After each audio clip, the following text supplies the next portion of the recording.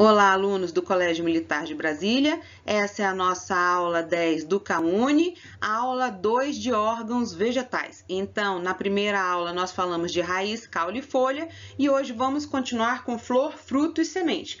Além disso, vamos falar dos processos de germinação, dispersão de sementes e polinização. Vamos ver que há tipos diferentes de polinização e de dispersão e entender a importância ecológica e biológica de dispersão e de polinização. Essa aula foi elaborada pela equipe de biologia do 2º ano do Colégio Militar de Brasília. Eu sou a professora Sheila. Então, órgãos vegetais, flor. A flor é o órgão reprodutivo das plantas. Cada uma dessas estruturas que nós vamos ver aqui se tratam de folhas modificadas ao longo do processo evolutivo. Essas folhas sofreram modificações, ou alguns autores chamam de metamorfoses, e elas foram transformadas nessas peças florais diferentes. Função da flor, então, é permitir a reprodução deste vegetal. Mas essa flor, já que ela veio, então, de folhas modificadas, ela é um ramo que tem um crescimento determinado e que ela tem um período determinado de vida também. A flor não fica viva o tempo todo. A flor normalmente aparece, cumpre a função dela e aí é abortada, morre, cai. Né? Todas essas características juntas, então, formam a minha flor. Esse cabinho aqui que sustenta a flor eu chamo de pedúnculo. Essa parte mais abaulada aqui eu chamo de receptáculo floral. Tá? Essas partes coloridas aqui, né, são folhas modificadas, coloridas, algumas vezes tem guias de néctar, eu chamo de pétalas. Embaixo das pétalas tem umas outras estruturas que lembram pétalas, mas comumente são verdes e servem para proteger essas outras partes da flor. São as sépalas. Essa estrutura aqui, ó, que parece uma garrafinha, que é mais abaulado, um pescocinho aqui mais gordinho, é a parte feminina da flor. Então, recebe o nome de gineceu. Esse gineco aqui é feminino, tá? E a parte masculina da flor são esses cabinhos branquinhos aqui, com essas pontinhas amarelas, que é a porção masculina, androceu, tá? Esse andros, então, masculino. Aqui, bem bonitinho separado, aquela florzinha hibisco que tem bem ali na frente do nosso colégio. Esse tubo aqui é chamado de tubo estaminal, na verdade ele é o androceu, a parte masculina. Então eu tenho aqui esses filetes aqui unidos aqui para baixo e aqui eu vou ter as bolinhas, depois a gente vai ver isso aí com maior facilidade, essas pontinhas aqui. O gineceu, ele acaba estando fundido, então o gineceu está por dentro e essa aqui é como se fundissem aqui pelo lado de fora, tá? Essa é a porção feminina. E aqui eu tenho, então, os dois juntos, né? Gineceu e androceu. Bom, então, pedúnculo e receptáculo. O meu pedúnculo é essa hastezinha aqui presente em todas as flores. E o receptáculo, ele é essa porção mais abaulada aonde as peças florais são fixadas. Vejam, em algumas flores ele é pouquíssimo visível, em outras, como essa aqui, ele é bem visível. Tudo isso aqui é receptáculo. Isso aqui é um girassol, nós vamos ver mais pra frente, que aqui eu tenho um conjunto de flores, certo? Então, esse meu receptáculo é maiorzinho para encaixar todas essas flores aqui. As brácteas são essas estruturas coloridas aqui, ó, aqui vermelha, aqui também vermelha, e que normalmente são confundidas com pétalas. Então, brácteas também são folhas desenvolvidas e metamorfoseadas. Normalmente, elas são coloridas, assim. E a função delas é o quê? Quando elas são bem coloridas, elas atraem os agentes polinizadores. E elas dão uma superfície aqui, ó, como se fosse uma pista de pouso. Então, um inseto, um outro animal, ele pode se apoiar aqui e se alimentar do que ele quiser. Porque as flores, para que esse animal faça a polinização, isso eu vou explicar com mais detalhes mais pra frente, ela vai dar alguma recompensa. Pode ser néctar, pode ser pólen, que tem muita proteína, pode ser óleo, pode ser essência. Então, para que o animal tenha tempo de pegar isso, ele tem que ter uma superfície para ele pousar, para ele parar aqui. E normalmente as brácteas fazem este papel. Muitas protegem as peças florais, então aqui, ó, esse branquinho é a flor e a bráctea é esse mais arroseado aqui, tá? Aqui, ó, eu tenho a flor e a bráctea, esse vermelho. e aí ele fica presente até a abertura da flor totalmente dita. As pétalas, então, são peças florais, são estéreis porque não produzem gametas. E elas também são folhas modificadas, podem ter cores extremamente variadas e formas muito variadas.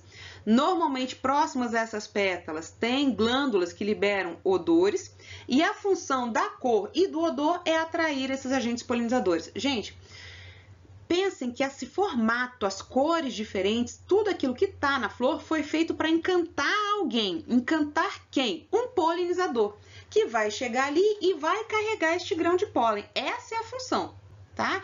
Então, a flor chama a nossa atenção? Chama. Mas o que a planta pretende não é chamar a atenção do ser humano, é chamar a atenção de um agente polinizador. Perfeito? Essas pétalas normalmente dão uma superfície, então, também de pouso para este inseto. Em alguns casos, elas têm umas linhas aqui mais chamativas, aqui, ó, mais coloridas, que são chamadas de guias de néctar. Elas indicam para o inseto aonde é que tem um néctar ali para ele buscar, se for uma flor polinizada por inseto. Elas podem formar um tubo, então estarem unidas, ou elas podem ser livres, tá? Então, essas aqui são as minhas pétalas.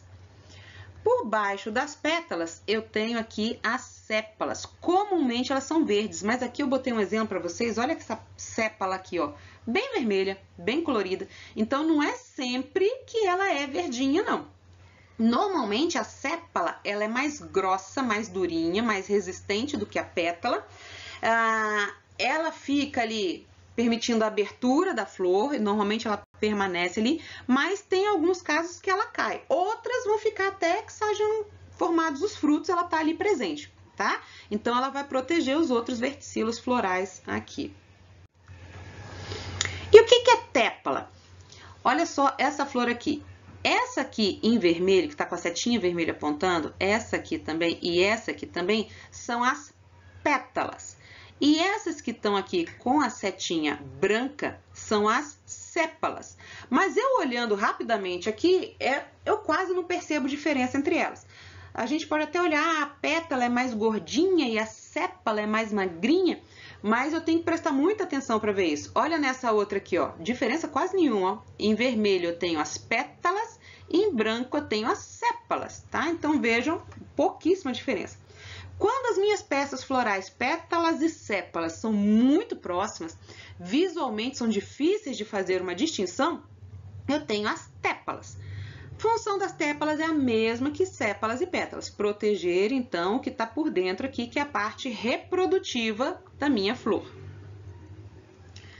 E inflorescência? Inflorescência, eu poderia brincar com vocês e dizer que ela é um buquê. Tá? Eu tenho várias flores juntas, então eu tenho uma inflorescência. Aqui eu tenho um monte de tipos diferentes de inflorescências. Muitas, provavelmente, vocês, pela forma, vocês já viram por aí. Olha essa aqui, ó. Não lembra um girassol, uma margarida, tá? Então, assim, eu vejo muito essas formas por aí, tá? Muitas dessas inflorescências têm brácteas. Então, eu tenho no ramo as brácteas protegendo o meu buquê de inflorescências, né, de florezinhas aqui juntos. Tá? No girassol, por exemplo, eu tenho aqui algumas brácteas protegendo aqui a minha florzinha, tá? Aqui eu vou ter o pedúnculo, é aquele que faz a base da minha inflorescência, e de cada florzinha, esse aqui individual é chamado de pedicelo, é o que segura a minha florzinha. Chegamos agora à razão de existir das flores. Então, as flores são os órgãos reprodutores, então até agora a gente já falou da hastezinha que segura a flor, das sépalas que protegem e tal.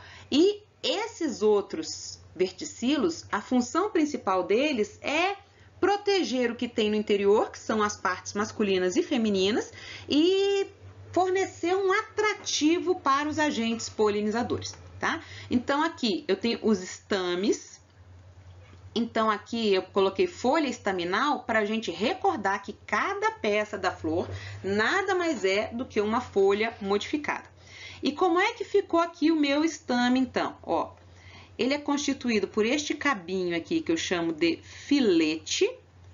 E aqui na ponta eu tenho essa porção abaulada que tem por função produzir os grãos de pólen, que eu chamo de antera. Os grãos de pólen, atenção alunos, grão de pólen não é gameta masculino, ele carrega dentro de si o gametófito, que aí eu vou ter depois o gameta masculino, tá? O conjunto de estames eu chamo de androceu, andros, de masculino, perfeito? Vamos ver algumas outras figurinhas aqui, ó, olha aqui. O filete e aqui na ponta eu tenho a antera, onde são produzidos os grãos de pólen.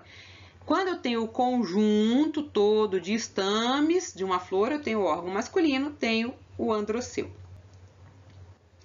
Aqui um close bem de perto aqui na minha antera, a gente consegue ver os grãos de pólen aqui.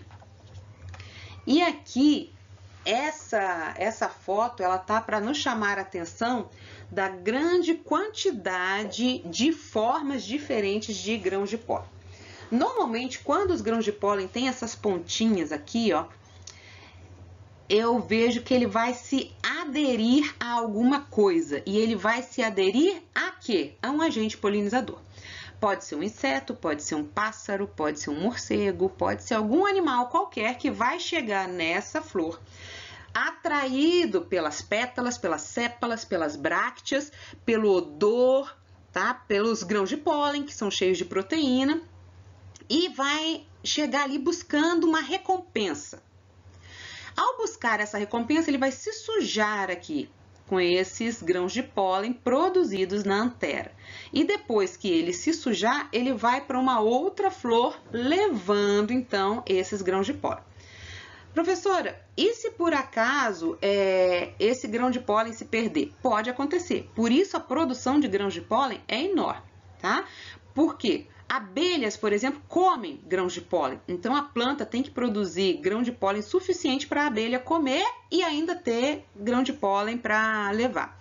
Quando o grão de pólen germina, ó, vocês já viram isso na aula de angiospermas, mas olha aqui, o crescimento do tubo polínico. O tubo polínico vai germinar e vai carregar o gameta masculino até o encontro com o gameta feminino. Quando eu tenho grãos de pólen que são transportados pelo vento, ele não tem esses pontinhos aqui, mas ele vai ter como se fossem umas asas, umas expansões aqui laterais, que vão permitir que ele vá planando até chegar ao órgão feminino. Aqui no órgão feminino, então, o carpelo, tá? Folha carpelar, porque é uma folha modificada. Eu vou ter aqui, ó, o estigma, o estilete e o ovário. Isso aqui é uma outra flor, mas tudo bem, eu quero só chamar a atenção que dentro do ovário nós temos os óvulos, tá? Novamente, óvulo não é o gameta feminino nas plantas, tá? Dentro do óvulo eu vou encontrar o gameta feminino. E o gineceu? O gineceu é o conjunto de carpelos, porque nem sempre a planta tem um só. Muitas vezes ela tem vários. E aí, então, eu tenho o gineceu, que é o conjunto lá dos órgãos femininos da flor. Olha aqui que bonitinho. Estigma, estilete e aqui eu tenho o ovário. De novo, o ovário é onde ficam os óvulos. Dentro dos óvulos eu tenho o gameta feminino. Polinização. Turminha, o que é polinização? Polinização é transferência, transporte de grão de pólen. Eu vou pegar o grão de pólen e levar da antera até o estigma. Perfeito? Vejam. Se o próprio grão de pólen da flor cai no próprio estigma, ocorre uma autofecundação, eu não tenho variabilidade genética. Então, a ideia é que eu leve grão de pólen de uma planta para outra, para que eu crie uma maior variabilidade genética. Para isso, eu posso usar os agentes polinizadores. E aí, as plantas vão se modificar. Por isso, eu tenho um alto polimorfismo, muitas formas de flores, porque as flores tentam atrair o seu agente polinizador. A flor, ela vai ser modificada por uma série de fatores, tanto fatores genéticos quanto ambientais, então o solo, a água, o clima e o tipo de agente polinizador. Muitos autores falam num processo de coevolução. O que é coevolução? A flor e o agente polinizador, eles vão se modificando juntos ao longo do tempo evolutivo, de forma que um possa fornecer ao outro aquilo que ele necessita, tá? E aqui, por isso, eu favoreço a polinização cruzada para que eu tenha uma maior diversidade genética entre as plantas, tá? Então, aqui, ó, eu tenho uma flor, aqui eu vou ter a porção masculina, aqui a porção feminina, outra flor, aqui a porção masculina, aqui a porção feminina. A abelhinha aqui, no caso, que está servindo de agente polinizador, ela vem aqui buscar algo que seja recompensatório para ela. Pode ser pólen, pode ser óleo, pode ser essência, pode ser néctar. E aí ela se suja com grão de pólen. Quando ela vem para cá, ela deixa cair o grão de pólen na porção feminina, tá? Eu tenho diferentes flores para diferentes agentes polinizadores. Então, flor que é polinizada por inseto, normalmente vai ter uma forma que é diferente da polinizada por ave, pelo vento e assim sucessivamente. Então, primeiro agente polinizador, ó, anemo é vento, filia, amizade. Amizade pelo vento. Uma flor que é polinizada pelo vento, o que vai acontecer com ela? Turma, ela não precisa ter pétalas grandes coloridas, não precisa ter um odor forte chamativo, não precisa ter produção de óleos, nada disso. Porque o vento não é um agente que precise ser atraído de um local para o outro. O vento simplesmente bate. Então, o que essa flor faz? Quantidade enorme de pólen, muito mais do que outras flores. Por quê? Porque o vento sopra onde quer. Eu não tenho como controlar aonde o vento vai levar esse grão de pólen. Então, eu vou gastar muita energia na produção de pólen e eu vou economizar energia não produzindo pétalas, não produzindo sépalas, não produzindo nenhum desses verticilos, nem odores, nem perfumes, nem néctar, nada. Eu preciso só de uma grande quantidade de pólen e que esse meu pólen seja capaz de voar. Olha só a quantidade de pólen que sai aqui. Por isso que muitas pessoas têm as alergias, principalmente quando estão no período onde muitas plantas produzem grãos de pólen, tá? Então, veja, quem é atraído por essa flor feiazona aqui? Ninguém, né? Nenhum inseto, nenhum ser humano, todo mundo acha essa flor feiazona. Mas para o vento tá ótimo, ele passa aqui e leva o grão de pólen à vontade, tá? Entomofilia, isso aqui é um universo. Eu poderia dar uma aula para vocês de 30 minutos sobre entomofilia. Entomo, inseto, filia, amizade. Então, são as plantas polinizadas por insetos. Aqui eu tenho altíssimo polimorfismo. Poli, muitas, morfos, forma. Por que, professora, alto polimorfismo? Porque aqui eu vou ver que eu tenho plantas que são polinizadas por abelhas, elas são completamente diferentes de flores que são polinizadas por borboletas, que são completamente diferentes de flores polinizadas por moscas e assim sucessivamente, tá? Eu vou ter corolas vistosas, perfumadas, dependendo do tipo de inseto que vai estar polinizando. Para alguns vale a pena ser mais vistosa, para outros vale a pena ser menos vistosa, para uns um tipo de perfume, para outros tipos de perfume. Eu posso produzir néctar, para outros bichos é melhor produzir pólen, para outros é melhor produzir óleo e assim sucessivamente. Então, vejam aqui, ó. Para borboleta, eu posso ter a pétala unida, formando um tubo tubular, ou eu posso ter um campo de pouso para ela, tá? Assim como para abelha. Para abelha, normalmente são flores mais claras, mas que tem que ter um cheiro bem forte para atrair as abelhas, tá? Olha essa abelhinha aqui, ó, campo de pouso para ela. Olha a quantidade de pólen que ela tá. E olha que a abelha se alimenta de pólen, tá? Ó, essa flor aqui, eu quis chamar a atenção de vocês. Essa flor aqui é uma flor parasita. Se vocês lembram da nossa aula passada, vocês vão ver cadê as folhas dela? Não tem. Então, ela vai se alimentar de seiva elaborada de outras plantas. Essa coloração amarronzada dela aqui, tá? Com peças muito abertas aqui, rasas, ela atrai mosca. Se você chegar perto dela, você vai achar que você está num lixão. Essa flor, ela é conhecida popularmente como a flor que cheira como um cadáver. Aí você pensa, nossa, que cheiro ruim, para que a flor produz cheiro ruim? A pergunta é, cheiro ruim para quem? Para mim é ruim. Para a mosca, que é o agente polinizador dela, o cheiro é ótimo. Lembrando que mosca se reproduz aonde? Em cocô e cadáver. Ornitofilia, ornito, aves. filia amizade. E então, para atrair aves, eu preciso de uma grande quantidade de néctar. Porque as aves precisam de muito néctar para manter o metabolismo, principalmente beija-flores, tá? Essas flores abrem durante o dia e possuem uma coloração muito viva, vermelha, laranja, tá? A corola, que é o conjunto de pétalas, é tubular. A folha inteira, normalmente essa flor fica pendente, assim, no ramo, porque o beija-flor não pousa, ele fica batendo as asinhas dele enquanto se alimenta. Ó, então, essa corola tubular, ele tem o biquinho que entra aqui, consegue pegar o néctar. Ó, essa aqui também, ó, ele coloca o biquinho, consegue pegar o néctar. E ele não pousa, ele fica batendo as asas enquanto se alimenta. Tem que ter uma quantidade de néctar ótima. Presta atenção, turma.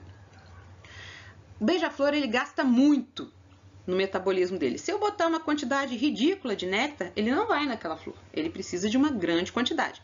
Por outro lado, se eu forneço néctar abundante, ele não vai em outras flores e não vai fazer o trabalho que eu quero que ele faça, que é polinizar.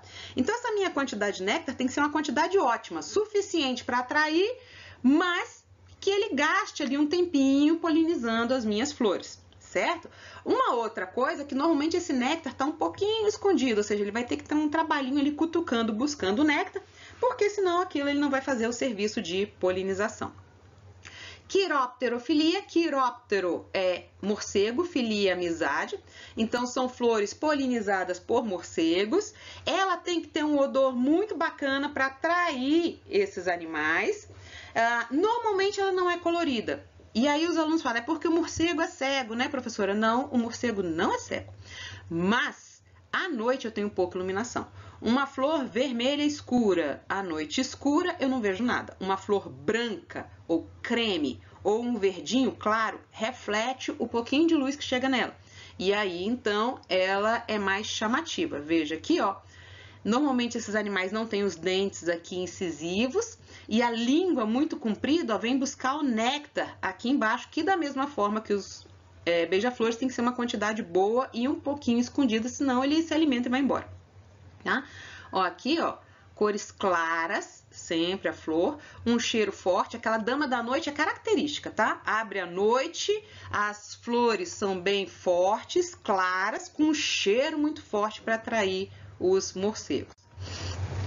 Aqui eu botei uma tabelinha, tá? Inclusive fazendo distinção das borboletas e mariposas. Borboleta, a flor é diurna, mariposa noturna. O vento, ó, sem cor, sem odor, sem néctar, sem nada, né? Mas muito grão de pólen. Olha aqui, ó. Tá vendo essa florzinha? Que michuruca. Alguém daria um buquê desse para namorada? Nunca, né? Mas veja que essa flor aqui, para quem vai ser polinizada pelo vento, tá de bom tamanho. Certo? E coloquei aqui um agente que não aparece, um lagarto. Vejam, nunca imaginei que um lagarto fosse polinizar, professora. Sim, alguns bichos que a gente não imagina polinizam. Lagartos, ratos, macacos são polinizadores, tá? Para quem tiver um tempinho aí, os slides vão ficar disponíveis, vocês vão poder olhar aqui a diferença de uma e outra. Esse aqui, essa forma de tigela, foi a melhor tradução que eu achei, tá? Aparece como bowl form. Tá? Então, a forma de tigela foi minha tradução, tá? É uma flor, aqui, ó, parece uma tigelinha para o animal poder colocar a cabecinha aqui e se alimentar, ok?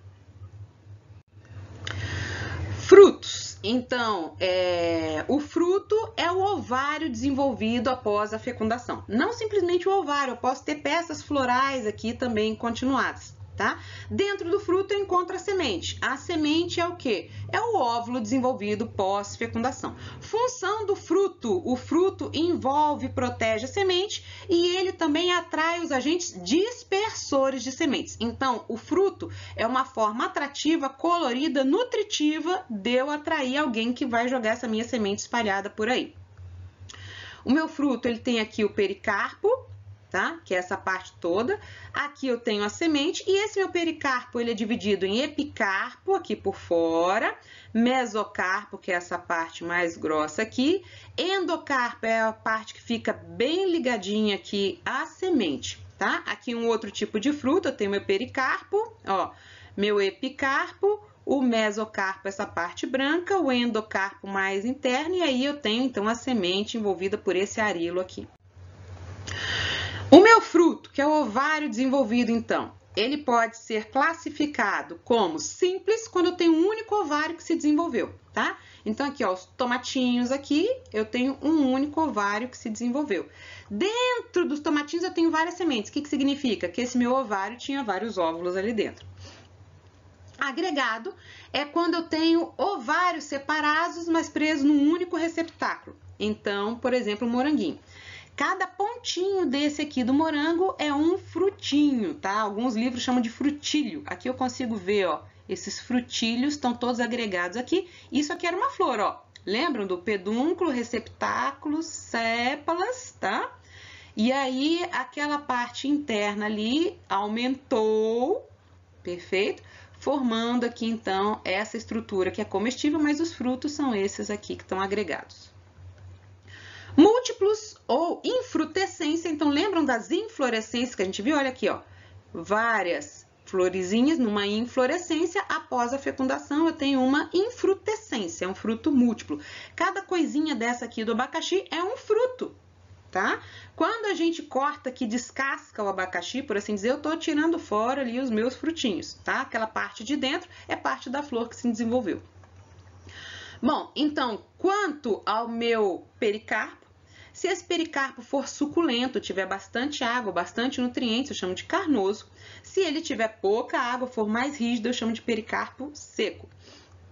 Os meus frutos carnosos, eu tenho a baga, que tem um epicarpo bem delgado, e o mesocarpo e o endocarpo são indiferenciados, eu quase não percebo a diferença deles. Tem aqui a uvinha, ó, eu tenho o meu epicarpo delgado, e aqui o meu mesocarpo e endocarpo, eu nem sei onde termina um, começa o outro. E aqui as sementinhas da uva.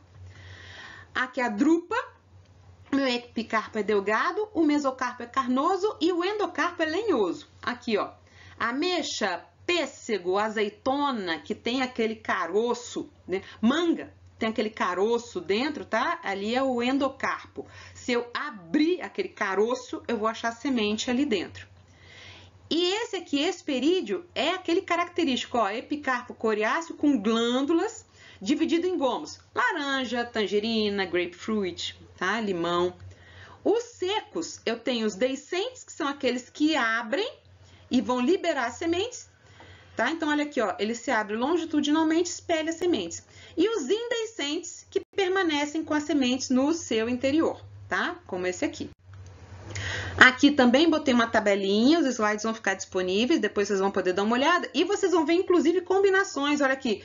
Professor, você não falou que indecente era o fruto seco? Aqui é a maçã. Então, a maçã, eu tenho aqui fora, ela não é um fruto verdadeiro, né? Essa parte que cresceu aqui é um receptáculo muito desenvolvido. O fruto tá lá dentro, tá certo? Monoespérmicos, mono um, espérmico, semente, poliespérmicos, poli, muitas sementes. Aqui só para chamar a atenção, tá? Quando eu tenho no ovário desenvolvido e dentro eu tenho óvulos desenvolvidos, sementes, eu tenho frutos verdadeiros, mesmo que lá no supermercado eles ficam na seção de legumes, tá? Esses aqui eu chamo de frutas, mas eles não são frutos, não são ovários desenvolvidos, são pseudofrutos, tá? O fruto do caju é aqui, da maçã tá lá dentro, aqui, normalmente que eu jogo fora. O abacaxi, os frutos são esses aqui, o que eu como vem partes florais. A pera, a mesma coisa que a maçã, e o morango, já expliquei para vocês. Síndrome de dispersão. O que é uma síndrome de dispersão? Então, são odores, sabores, conteúdo nutricional, quantidade de água que vão permitir que seres dispersem as minhas sementes, tá? Eu tenho, da mesma forma que eu tenho uma junção, uma coevolução da flor com o polinizador, eu tenho do fruto com o ser que vai espalhar aquela semente. Eu vou dar uma recompensa para que alguém espalhe a minha semente, tá? Então, primeiro aqui, epizoocoria. Então, zoocoria é uma aproximação com animais. Epi é o externo. Então, quem dispersa o fruto, dispersa externamente. Olha esses carrapichos aqui. Todo mundo já ficou com essas... aqui, na verdade, são frutinhos secos, tá? A semente está por dentro, presa na calça. Mas isso aqui é feito para prender nos pelos de animais. E conforme o animal vai andando, vai caindo o carrapicho lá, né? Popularmente falando. Cinzocoria, sim, então o animal carrega intencionalmente. Olha aqui, O roedor que rói o coquinho, pega as sementes e sai carregando e enterrando, ele faz isso intencionalmente. Então, isso é cinzocoria. As sementes que são carregadas por formigas para dentro do formigueiro, normalmente a formiga está buscando o arilo aqui em volta, é carregada intencionalmente. Aves que quebram coquinhos ou que abrem, comem algumas sementes e espalham outras, cinzocoria, tá? E quando esse animal engole a semente, eu tenho endozoocoria. Então, veja, o animal ingere o fruto e, normalmente, essa semente é dura, resistente, ela vai passar pelo sistema digestório, o ácido do sistema digestório escarifica a semente para permitir a germinação e, normalmente, essas substâncias são meio laxantes para que o animal faça cocô e no cocô saia a semente. Ó, aqui o lobo-guará. Cocô de lobo-guará, eu acho semente de solanum, que é a fruta do lobo. Ó, esse morceguinho comendo aqui, depois quando ele voa para outro lugar, ele espalha a semente junto com as fezes, tá? Aqui eu botei para chamar a atenção, esse passarinho aqui é chamado de jacu. Ele come o café e aí a semente do café sai nas fezes dele. Aqui no Brasil é caríssimo você comprar aqui o café do jacu, tá? Já lá na Indonésia tem esse bichinho, coitadinho aqui, a civeta, que come o café também. Pegam os grãos das fezes da civeta e dizem que dá um sabor mais frutado ao café. Esse aqui é o café mais caro do mundo, tá? Depois de sair no cocô da civeta. Bom, a anemocoria é quando a dispersão é feita pelo vento. Então, veja, se a dispersão é feita pelo vento, não há necessidade de ter nada carnoso, suculento, cheio de nutrientes.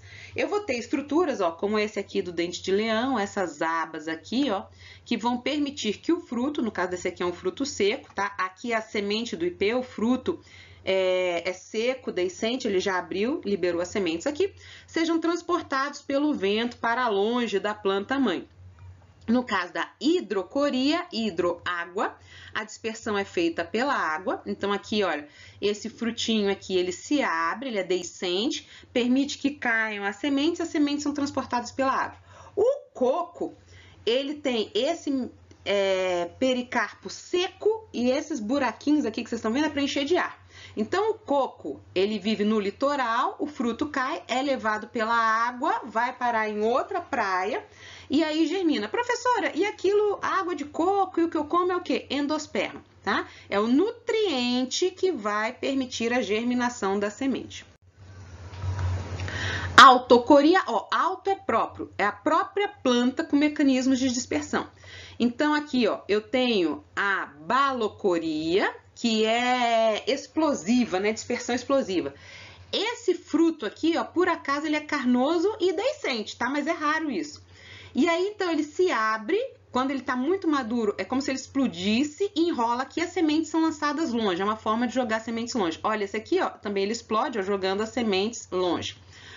Ou eu posso ter a ação da gravidade. Então, o fruto se abre aqui, caem as sementes, esse outro aqui, esse coquinho aqui todo cai, e aí os animais roem para que então essa semente seja dispersa. Turma, olha só, para germinar a semente, a planta quer que a semente vá germinar longe dela.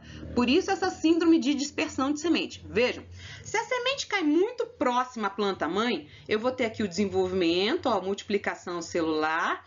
Dentro da semente eu já tenho aqui uma porção radicular e uma porção caulinar. Isso aqui é endosperma, que serve de alimento para a semente. É aquele que a gente utiliza no coco da Bahia, tá? Então, eu tenho nutriente para manter esse embrião vivo, porque eu quero me reproduzir, mas eu não quero perto de mim, não. A planta quer que esse embrião cresça longe, porque se ele se desenvolver longe, ele não vai competir com ela por água, sais minerais e luz, tá? Essa embriogênese ocorre aqui dentro, tá? Mas chega um período onde ocorre a desidratação. Essa desidratação é o meu estado de quiescência. Qual é a função da quiescência? Eu vou retirar a água, desidrato, para que eu tenha manutenção dos tecidos ativos, favoráveis ainda, para que quando o ambiente esteja propício ocorra a germinação, mas eu não quero deixar o metabolismo alto, então o metabolismo baixa e eu reduzo a atividade para que esse embrião entre em estado de dormência. Quando a condição condição está favorável, quando o ambiente está pronto, eu quebro a dormência e ocorre a germinação. Então, a germinação é quando o meu embrião retoma o crescimento, tá? E aí eu tenho uma alta atividade metabólica. Para isso, se ele desidratou, agora eu tenho que absorver água. Produzo mais células, eu tenho expansão do meu embrião até que ele rompe aquele envoltório da semente. Os sinais para que ocorram essa germinação são a hidratação, lembram que eu tive aqui essência, desidratei, então agora eu preciso de água.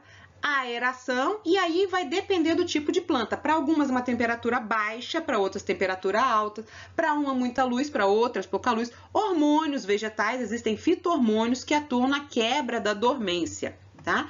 Então, quando o meu vegetal está aguardando condições favoráveis, ele está em dormência.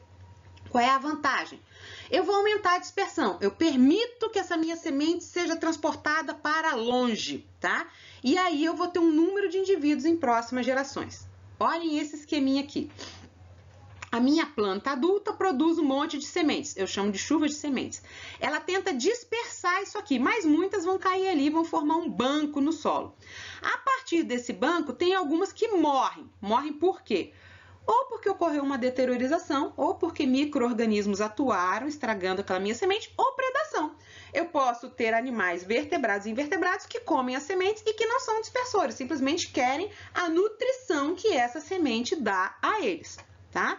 Mas a partir daquele banco que caiu no meu solo, eu posso ter transporte por animais, pelo vento, por água para outras regiões. E aí essa planta fica então com essas sementes longe dela. A partir do banco eu posso ter germinação. Então, quando eu retiro uma vegetação e normalmente rebrota a mesma vegetação, da onde vem aquela semente se eu tirei as plantas? Do banco de sementes que fica no solo. Mas essa germinação pode ocorrer ou ela pode iniciar uma germinação e morrer. Provavelmente todo mundo aqui já aconteceu de plantar uma sementinha e não nasce nada, porque aquela semente, por alguma razão qualquer, pode ter sido deteriorização, pode ser micro-organismo, essa semente não germinou. Ok? Obrigado, alunos, por acompanharem até aqui. Qualquer dúvida, entre em contato. Até logo!